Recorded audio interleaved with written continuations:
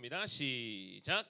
완벽주의의 작별을 고하다. 네, 완벽주의의 작별을 고하다라는 제목으로 말씀 나눠보도록 하겠습니다. 이제 다음 달이면 제 둘째가 태어나요. 그래서 감사합니다. 네, 둘째가 태어나고 둘째 아들입니다. 아들이고. 근데 여러분 보통 출산을 하게 되면 산모들이 조리원이라는 곳에 들어가서 일주일이나 2주일 정도 몸을 회복합니다. 그렇게 회복하면서 시간을 보내는데 동시에 출산한 그 아기도 같이 조리원에서 봐주거든요. 그러다 보니 조리원 가격이 상당히 비싸요. 비싸고 근데 감사하게도 김천에 공공 조리원이 생겼고 가격이 다른 조리원에 비해 굉장히 저렴해요. 덕분에 많은 이들이 거기에 막 지원을 합니다. 만약에 다음 달 출산이면 전달에 오전 9시에 예약 신청이 딱 열리는데 신청 딱 열리고 몇 초 만에 마감될 정도로 굉장히 인기가 많아요. 저도 이제 다음 달 출산이니까 이제 지난주인가요? 오전 9시에 예약을 하기 위해서 제가 PC방으로 갔어요. PC방 가서 왜냐면 핸드폰이나 집 인터넷은 좀 느리니까 대부분 PC방에서 실제로 신청을 한대요. 그래서 딱 시간 내서 갔더니 9시 되기 전에 제가 연습을 막 했습니다. 타닥타닥 넣는 거 연습하고 그랬더니 막 부부들이 들어와요. 그 아침 9시에. 한 5커플이 들어왔던 것 같아요. 부부도 들어오고 제가 신경 안 쓰고 막 연습했어요. 이름, 주민번호, 연락처, 보호자 연락처, 출산 예정일, 출산 예정 병원, 컨트롤 C, 컨트롤 V 막 이렇게 연습했어요. 메모장에 붙여놓고 그러다 이렇게 하면서 막 타닥타닥 하고 있는데 이제 9시가 되기 2분 전 8시 58분 이제 예약 사이트로 딱 들어갔어요. 화면이 예약 방법 이렇게 딱 뜨더라고요. 그리고 9시 되면 이제 예약 정보 넣을 수 있게 바뀌겠구나 하고 새로 고침을 막 누르고 있었어요. 언제 바뀌나 딱 바뀌면 바로 이제 해야지 하고 있는데 59분 되고 계속 새로 고침 눌렀는데 화면이 안 바뀌어요. 이제 9시가 딱 됐어요. 새로 고침을 막 눌렀는데 그러면 예약 사이트 화면이 바뀌고 이제 정보 넣어야 되는데 그대로인 거예요. 계속 뭐지? 이렇게 해서 했는데 주변에서 갑자기 타닥타닥 막 소리가 나는 거예요.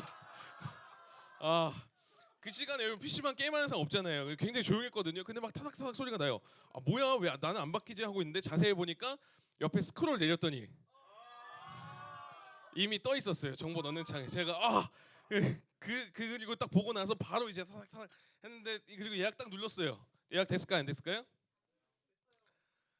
이미 다 막 타닥타닥 소리 들은 상태에서 제가 넣었는데 안 됐어요. 안 됐어요. 제가 그날 하루 종일 좌절했습니다. 진심으로 좌절했어요. 왜냐면은 물론 조리원 다른 데 가면 돈 많이 나가는 것 때문에 좌절한 게 아니라 제가 너무 멍청이 같은 거예요. 제가 이렇게 연습까지 하고 PC방까지 하고 새로 고침 계속 눌렀는데 스크롤 요거 안 내려서 예약 못했다는 그 생각에 내가 어떻게 이런 실수를 할 수 있을까? 되게 멍청이 같이 제가 진짜 한동안을 멍 때렸습니다. 여러분이 저를 어떻게 보는지 모르겠지만 목사님이 그래도 생각보다 꼼꼼해요. 그리고 교육자들 중에 그래서 목사님이 제일 꼼꼼해서 캘린더나 일정 목사님이 관리하거든요. 교회 전체 이런 거. 오타 이런 거 다 저한테 보내요. 목사님 한번 확인해 주세요 하면 제가 이게 꼼꼼하게 살피는 스타일이고 하는 일에 있어서 흠 없이 하려고 애쓰는 스타일이 전데 그런 제가 너무 간단하고 너무 쉬운 일을 못했다 여겨지니까 지금 너무나 좌절스러운 거예요. 실제로 그날 오전 내내 좌절했어요. 멍 때리면서 내가 왜 그랬을까? 진짜 멍청하다. 진짜 바보 같다. 그러면서 막 화가 나는 거예요. 왜냐하면 이제 다시 신청 못 하거든요. 끝이거든요. 막 화도 나면서 내가 왜 이런 거 하나 못 하지? 아내가 그날 같이 있었는데 맛있는 뭐였는지 모르 팬케이크인가? 되게 맛있는 거 먹으라고 딱 내밀었는데 먹기도 싫은 거예요. 어, 그러니까 얼마나 심각한 거예요 지금. 내가 예약 이거 클릭 하나 못한 놈인데 이거 내가 먹을 자격이 있나 막 하루 종일 좌절하다가 겨우겨우 다시 회복하면서 여기까지 오게 되는데 여러분 실망하고 이렇게 힘들어하고 좌절하는 강도는 다를 수 있는데 제가 느낀 이 감정, 제가 느낀 이 정서는요 여러분도 동일하게 느낄 수 있는 것들이에요. 아마 이미 느꼈던 사람들도 있을 거예요. 오디션 봤는데 떨어졌거나 고백했는데 차였거나 물론 그런 거 아직 느끼지 못했다면 앞으로 느낄 수 있는 감정이 바로 이 감정입니다. 여러분 왜냐하면 이 감정을 왜 느끼냐면 완벽주의라는 불행이라는 보고서가 있어요. 거기 보고서에 폴롬이라는 사람이 폴롬이 아니라 롬이라는 사람이 이런 말을 했습니다. 사람들에게는 본성적으로 하나님처럼 되고 싶은 열망이 있다. 완전한 존재로 살 수 있는 용기가 없기 때문이다. 무슨 말이냐면 하나님처럼 완벽하게 살고 싶어 한다는 거예요. 누구나 완벽한 삶을 꿈꾸고 완벽한 생활을 하고 싶어 한다는 거죠. 그래서 완벽한 하나님처럼 되고 싶은 마음을 갖고 공부를 엄청나게 잘하든 아니면 다른 사람을 이겨서든 아니면 많은 것을 다 가지든 어떻게 해서든 완벽한 존재, 내가 인정받는 존재, 완벽한 사람으로 살아가려고 굉장히 몸부림친다라는 거예요. 그러다가 안 되면 어떻게 해요? 좌절하다가 완벽해 보이는 그 사람과 내가 가깝게 지내면서 나도 괜찮은 존재인 것처럼 완벽주의, 그런 삶으로 살아가려고 하는 거죠. 여러분 오늘 시대가 이 완벽함, 내가 얼마나 괜찮은 존재인가, 내가 얼마나 잘하고 있는 존재인가, 이걸로 자꾸 가치를 평가하는 시대인 거죠. 그러다 보니까 내 모습, 저처럼 뭔가를 실패하거나 실수했을 때 마음에 들지 않는 거예요. 그러면 좌절합니다. 근데 또 반대로 여러분 이게 함정인 게 뭐냐면 내가 잘해도 불안해요. 이게 완벽주의 함정이고 오늘날 시대의 한계인 거죠. 여러분 우리가 3월달 지금 뭐 주제에 대해서 나누고 있어요?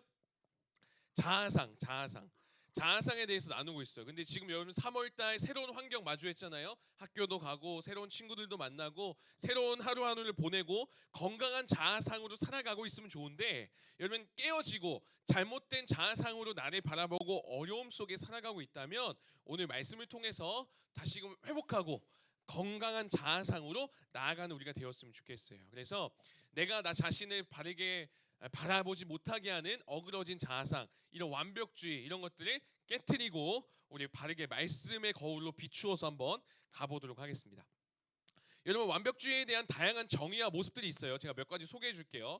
이거는 완벽주의로 인한 잘못된 모습이에요. 한번 보면서 나도 저렇게 살아가야지 이렇게 하시면 안 되고 이게 잘못된 거구나 이렇게 이해하시면 돼요. 제가 하나씩 한번 볼게요. 자, 신앙은 완벽을 추구하는 것이 아니다. 신앙은 우리가 하나님이 되는 것이 아니라 참된 인간이 되는 것이다. 근데 우리는 어떻대요? 하나님이 되려고 한대요. 선악과를 먹고 하나님이 되라는 유혹은 지금도 계속되는 거예요. 그 유혹이 완벽주의라는 거죠. 계속해서 완벽해져야 된다. 이런 유혹이 우리한테 있다라는 거죠. 자, 두 번째 또 이런 것도 있어요. 완벽을 추구하려는 모습이 정답이다 여겨요. 그러다 보니까 아픈데 아프지 않다고 하고 부족한데 부족하지 않다고 하고 솔직하지 못한 시대를 살아가고 있다는 거죠. 자, 세 번째 이런 거 있어요. 완벽주의란 하나님이 나를 사랑하고 받아들이고 인정하는 것은 나의 완벽한 행위에 달려 있다라고 생각한다. 이게 완벽주의의 폐해인 거예요. 내가 완벽하게 해야만 하나님이 날 사랑할 거야 이런 생각들. 자, 또 있어요. 굉장히 많죠.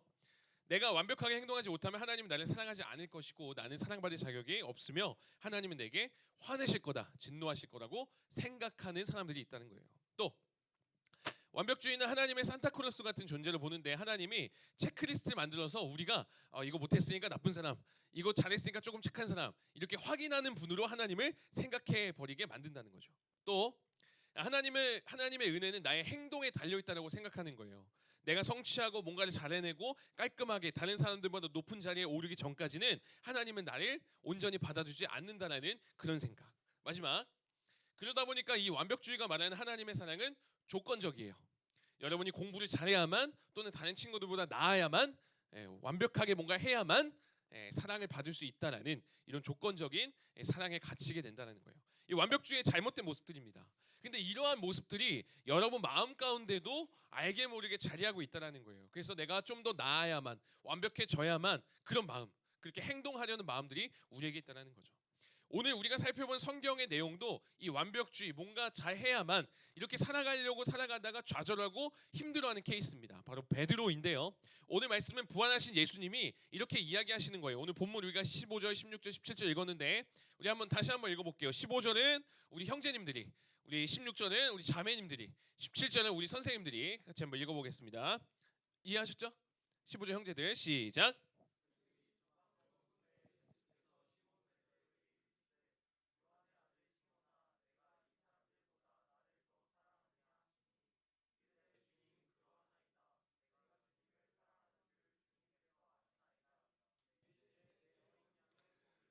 자, 우리 자매분들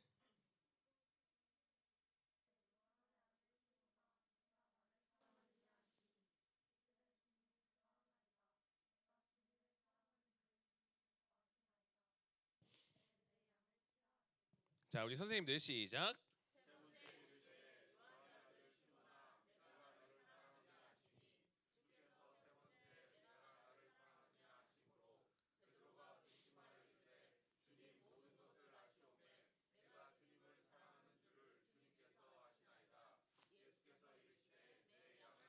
아멘. 여러분 지금 보니까 예수님이 몇 번 말씀하셨어요?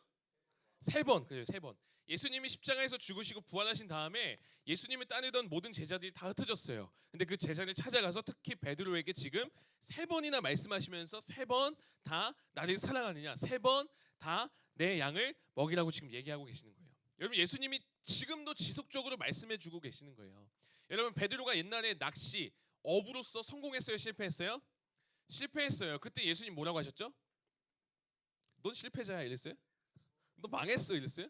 아니잖아요. 너 그래도 괜찮아. 내가 너 사람 낚는 어부로 세워줄게. 사용할게. 그리고 나서 또 지금 오늘 다시 또 얘기해 주시는 거예요. 실패와 절망 가운데 있는 베드로에게 오셔서 베드로야 너는 사람 살리는 사람이야. 내 양들인 이 사람들을 너가 먹이고 세워가야 될 존재야. 다시금 이 베드로의 삶의 의미, 내가 살아가야 될 목적에 대해서 말씀해 주시는 장면입니다. 예수님이 계속해서 말씀하세요. 여러분에게도 지금도 계속해서 말씀하신다라는 거죠. 근데 여러분 왜 굳이 3번 말씀하신 걸까요? 3번. 이 3번에 대한 연관된 베드로의 슬픈 기억이 있습니다. 베드로의 상처와 아픔이 이 3번에 연관돼 있어요. 베드로의 흑역사, 베드로 긁히는 그런 이야기 알아요? 뭐죠? 3번? 에? 이혼했다고요?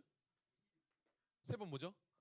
마태복음 26장에 보면 이런 얘기 있어요. 34절 읽어봅니다. 시작. 예수께서 이르시되 내가 진실로 내게 이르노니 오늘 밤 딱 울기 전에 내가 3번 나를 부인하리라. 예수님이 이렇게 말씀하셨고 예수님이 실제로 십자가 지시기 훨씬 전에 말씀하신 내용인데 이 말을 베드로가 딱 들어요. 근데 베드로가 아직 배신 안 했거든요. 베드로 딱 듣고 어떻게 하냐면 베드로가 무슨 예수님 제가 배신합니까? 말도 안 됩니다. 저는 평생 예수님 끝까지 따라갈 겁니다. 자신 있게 얘기합니다. 근데 실제로 베드로가 예수님 부인했을까요? 안 했을까요? 했어요. 3번 했어요. 했어요. 심지어 3번이나 했어요. 아니야, 나 예수님 몰라. 뭔 소리야? 나 예수님 안 믿는다고. 미치게 하네. 야, 나 예수님이랑 상관없는 사람이라니까. 3번이나 확실하게 예수님을 안 믿는 사람이라고 부인하고 예수님을 배신해 버립니다. 여러분 베드로가 처음에 예수님이 다 울기 전에 네가 나를 3번 부인할 거다 말씀하셨을 때 베드로 어떻게 했다고요? 말도 안 된다고요. 제가 어떻게 예수님 배신합니까? 평생 따를 거라고 했던 그 베드로 그 마음 진심이었을 거예요. 진심으로 평생 따르고 싶었을 거예요. 정말로 예수님을 따르고 평생 예수님 곁에서 살아가리라 마음 먹었을 겁니다. 그런데 안 된 거예요. 실수하고 넘어진 겁니다. 근데 여러분 우리가 살아가면서 우리도 그럴 때가 있어요. 여러분 못하고 싶은 사람 없잖아요. 다 잘하고 싶잖아요. 다 인정받고 싶잖아요. 못하고 싶은 사람 없어요. 잘 살아가고 싶고 믿음으로 멋지게 승리하고 싶고 주어진 삶을 학교에서도 친구 관계 가운데서도 가정에서도 여러분이 어디에서나 인정받으면서 잘 살아가고 싶은 게 우리의 마음인데 그게 진심인데 그게 안 될 때가 있는 거예요.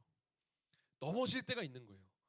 만족스럽지 못하고 오히려 다른 애들보다 못한 나의 모습을 발견할 때가 있어요. 그런 우리에게 예수님이 오늘 또 말씀하시는 겁니다.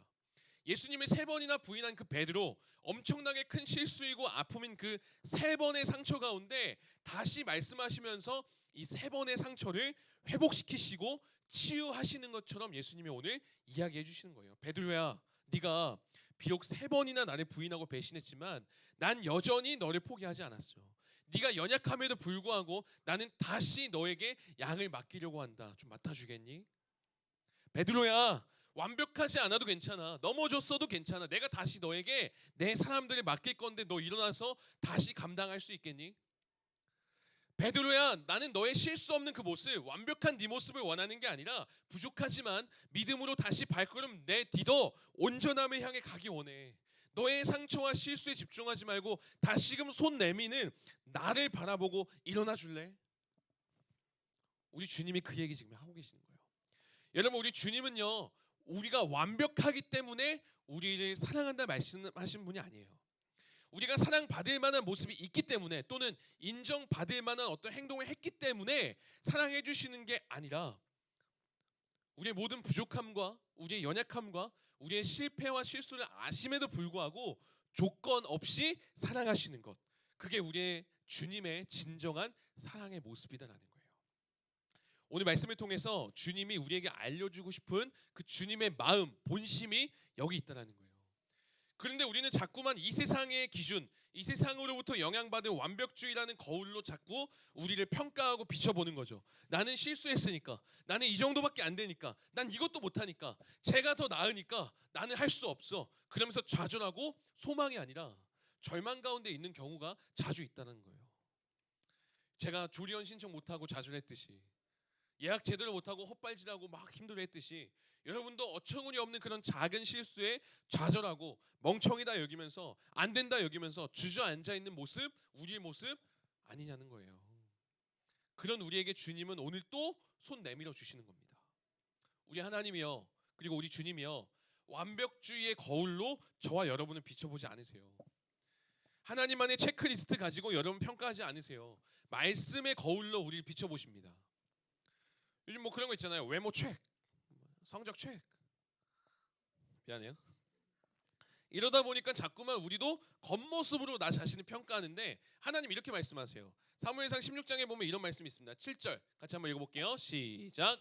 내가 보는 것은 사람과 같지 아니하니 사람은 외모를 보거니와 나 여호와는 중심을 보느니라 하시더라. 아멘. 중심을 보신대요. 외모 보신대요, 안 보신대요?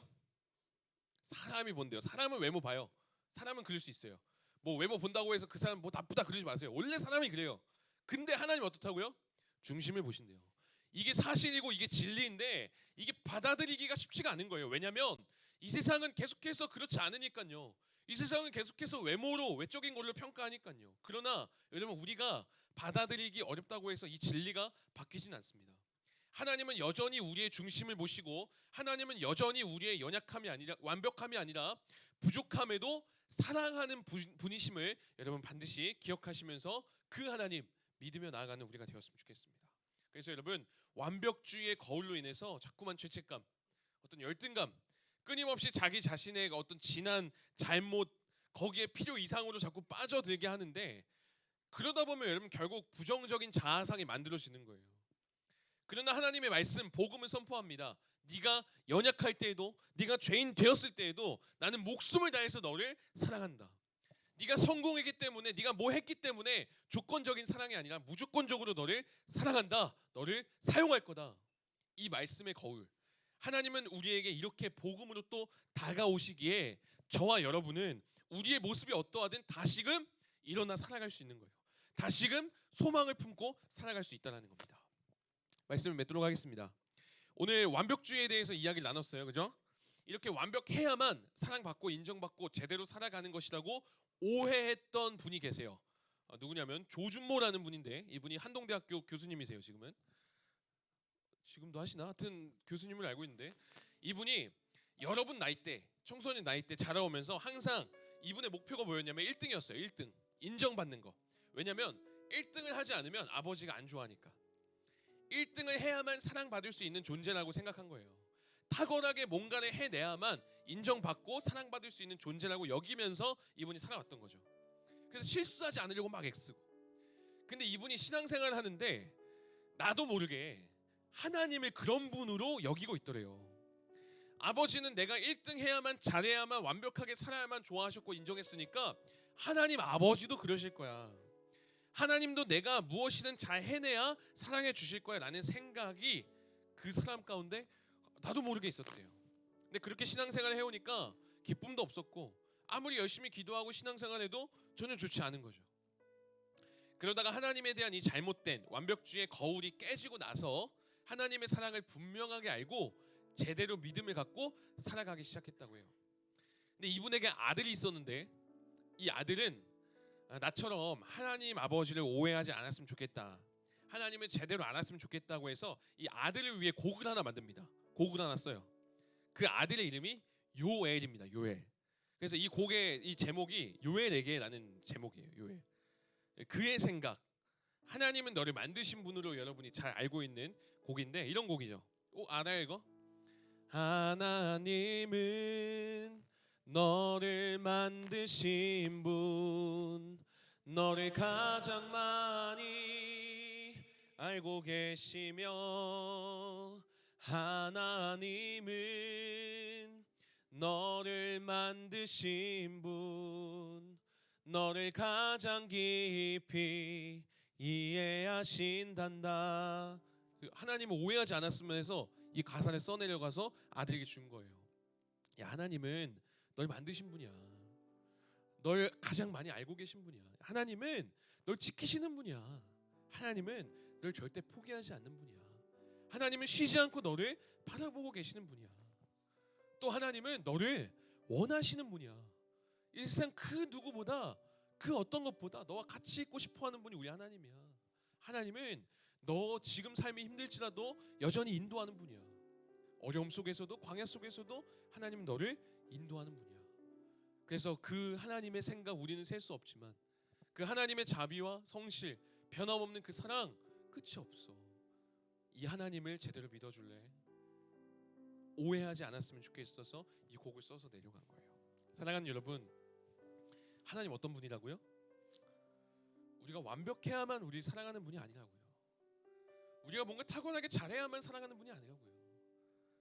하나님은 여러분을 만드신 분이세요. 하나님은 여러분을 지키시는 분이세요.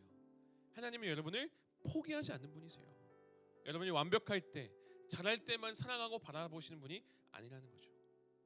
그래서 이 하나님에 대해서 분명하게 알고 그 하나님의 사랑 안에 살아가는 저 여러분 되길 주님의 이름으로 축복합니다. 우리 반별로 모여볼까요? 우리 나눔지 가지고 우리 반 모임 잠깐 해보겠습니다. 뒤에 나눔지 있으니까 우리 질문 가지고 우리 반별로 한번 모여보도록 할게요. 우리 혁센반은 우리 부장님이랑 하도록 하겠습니다. 우리 앞에 있는 친구들이 의자